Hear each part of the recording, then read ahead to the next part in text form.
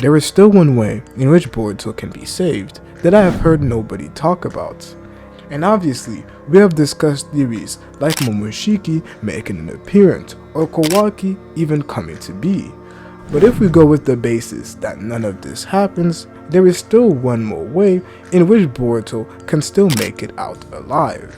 And that involves a very big sacrifice from Kashin Koji, and would ultimately result in his death. And the reason why this is actually a genuine possibility is due to the ideologies in which we have seen both Boruto and Kashin Koji show. We have seen times in which they were on the same pages and ones where they were not. And by seeing these ideologies that both characters possess, we can see their next moves. Just like everybody watching Boruto argue with Kashin Koji about whether Konohama would die or not, knew that Boruto would end up making an appearance to prevent it from happening.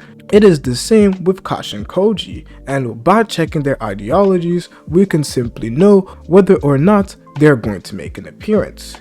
And as you can see from the title of this video, I believe that if all else fails, if we are wrong about everything else, this is the theory that will eventually end up happening. And by examining Kashin Koji's actions this entire time, ever since the fight between Ishiki, we can clearly see that Kashin Koji follows principles of utilitarianism, in which everything he does is for the greater good. Yado dying in that chapter was for the greater good, as it led to Sarada awakening the Mangekyo Sharingan, and thus every action in which Kashin Koji makes, he does it for the greater good, and the consequence that lies in every action that he takes.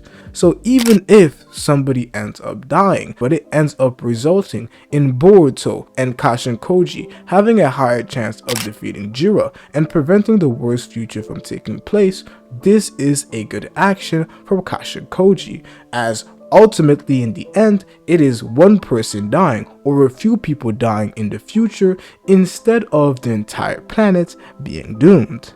And we have seen Boruto actually share similar principles and ideologies when it came to himself.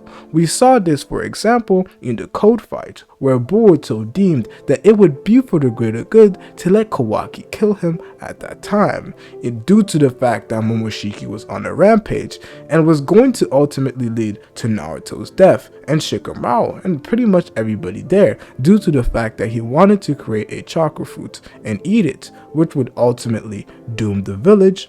Due to that being the case, he decided that it would be for the greater good to ultimately die.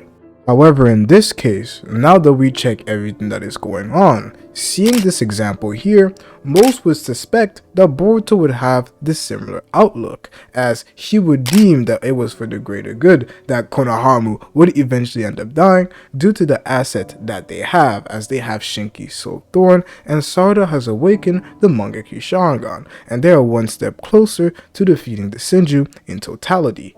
However, we don't see Boruto do that. We see Boruto end up making an appearance. And why is that the case? The reason that is the case is due to the fact that Boruto has this moral compass for himself, where he will act in the best interest for the greater good, sacrificing his own life. However, he does not hold other people to that. He will not force other people in having the same choice. So although we have certain characters that strictly follow an ideology and impose it on everybody in the world, we see that with Boruto, he doesn't share that same opinion. Boruto has the idea of doing everything for the greater good and sacrificing his life for it. However, he himself doesn't impose that on other people. And thus, since Konohama and all the guys from the Land and Sand who went on this mission did not choose to be the pawn of Kashin Koji's chess game against Jura, thus Boruto is now forcing that upon him and is making an appearance to put his life on the line, as he is the one who is actively making that choice and is not forcing other choices upon other people without their knowledge of everything that is going on. Obviously, Kashin Koji is not going to tell everybody about what is happening, and thus they are technically blinded to all the actions that he is making.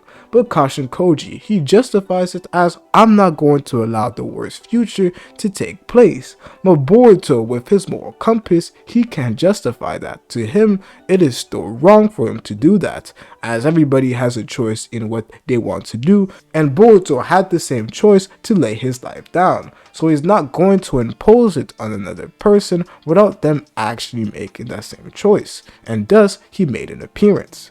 So now with Kashin Koji and why we have seen him single-handedly have this straight and black and white perspective when it comes to him following this utilitarian perspective on everything that he is currently doing. So now that we see that Boruto is in a bind and has to find some way of escaping, Kashin Koji will act in the best interest of the future. He will do everything for the greater good of the planet, and the only thing he really can do is to come and attempt to save Boruto, or at least take his place, due to the fact that the person that Jura is actually looking for is actually Kashin Koji. And thus, we could see a scenario where Kashin Koji ends up revealing himself during that fight, as he deems that this is the only way to change the future. Just like Boruto is a singularity of fate, and we also have Ada, who is a singularity of fate too, Kashin Koji out of all of them was the very first singularity of fate, and the one who had made both of them become singularities of fate due to the info that he has given them. So him being able to see the future is what could allow him at that time to make a decision that would not necessarily happen in any future, and make an action that all of the future scenarios that he sees doesn't envision as a singularity of fate, and thus lead the future towards a completely different fate, where he makes an appearance, revealing himself as the accomplice, leading to Boruto finding a way to run, just like he did versus Code, and end up surviving, with Kashin Koji, who will likely pass on a message to Boruto, letting him know how the future could go, with a few of the outlines, his last outlines of the future that could end up taking place. And honestly, that would be pretty sad, because not only is Kashin Koji gonna die, and that is a death that is probably going to be emotional, probably could last for a good 1 to 2 chapters, the fight and the death included, or maybe 3 if we see Kashin Koji die in the 3rd one. But ultimately, for Boruto, it is quite sad, because this situation, removing the fact that people can see the future, is very similar to Sasuke being turned into a tree. We had versus Code, Boruto ended up fighting alongside Sasuke versus an opponent that was too powerful for them to defeat. Boruto attempted to use the karma, and ultimately it did not work, seeing that they were powerless and none of the abilities that they were using could really work on the foe like Code. Sasuke ended up sacrificing his life, turning into a tree so that Boruto could escape. And here, after years of Boruto training, even seeing the future, nothing has truly changed. The future is still as dark, and without Kashin Koji, is there actually even hope to change the future? But it is the same perspective that Kashin Koji would have looking at Boruto, as out of everybody, Kashin Koji chose Boruto. He didn't choose Sarada, he didn't choose Kawaki, he chose to go to Boruto, and that was due to the fact that somehow in some of his future visions, Boruto, not just because of the fact that he was rogue, but due to the fact of his powers and the character that he is and what lies in his destiny, has a chance of saving the future. And thus, Kashin Koji ended up choosing Boruto. So to Kashin Koji, letting Boruto live is for the greater good, following his ideology. But for Boruto, it is the second time, after a very big training arc where he basically got a cheat code in a way, but still had to do all the hard work. He knew about the future abilities that he needed. Even with all of that prep time, Boruto was still not able to do much, and nothing has truly changed. With Boruto, who yet again, if this theory is to be true, is running away, leaving his master there to die due to his own failures and due to the fact that he wasn't strong enough. And in this case, it would really be sad, as Kashin Koji literally told Boruto not to go and told him what would happen, and it ultimately was his actions that resulted in the death of Kashin Koji. So indirectly, Boruto killed Kashin Koji. And I really wonder how the story could go, and talking about this right now really makes me wonder how really could make the Boruto story quite sad, and I would really see Boruto changing a lot, and it could be some of the actions that ultimately end up breaking Boruto. But Boruto is a shinobi, and this is where we're going to see Boruto either fortify his growth as a shinobi, telling himself that he has to endure, or it could slowly be these moments that end up leading to an eventual return of Momoshiki, with these thoughts that yet again, everything that I have done has not changed the future at all. Everything keeps repeating himself. Lost Sasuke, now he's losing Kashin Koji, and although he still has Sarada and Sube who believe in him, now with the loss of Kashin Koji, Boruto would truly be alone in some shape or form, and that could really go and start eating at Boruto. And with all of the theories that I have discussed, we have Momoshiki, we also have the Dragon who could slowly be mixed into that and save Boruto. We also have Kawaki. As of right now, I really like this Kashin Koji theory due to the implications that it could have on Boruto's character moving forward. And definitely let me know what you think about this theory taking place, as now that I'm thinking about it, for there to be no plot holes and Kashin Koji's future that he saw to be actually true, where Momoshiki, Kawaki, nothing can really stop Boruto from dying, him coming there would ultimately match the plot quite well. But this is not the only thing that can work. In my last videos, I talked about the most popular theories that involves big power-ups, big showdowns, Kawaki making an appearance.